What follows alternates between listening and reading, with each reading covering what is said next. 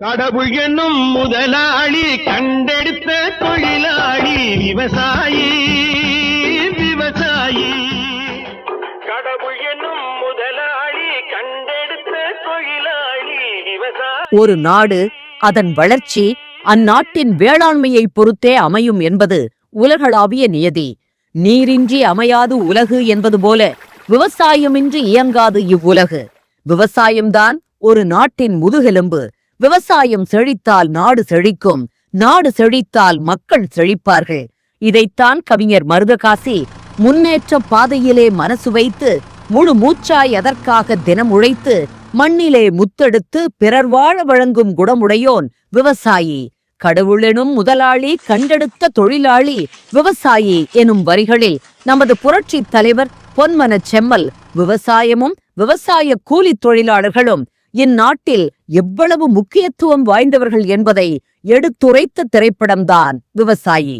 மண்ணை ஆளும் விவசாயி மக்களை ஆளும் ஆட்சி அதிகாரத்தில் இருந்தால் அந்நாட்டின் வளர்ச்சி எப்படி இருக்கும் என்பதற்கு 2017ஆம் ஆண்டு ஒற்றை உதாரணமாய் அடையாளமாய் தமிழ்நாட்டின் அமைச்சரவையில் ஒரு புதிய புரட்சிகரமான மாற்றம் ஏற்பட்டது.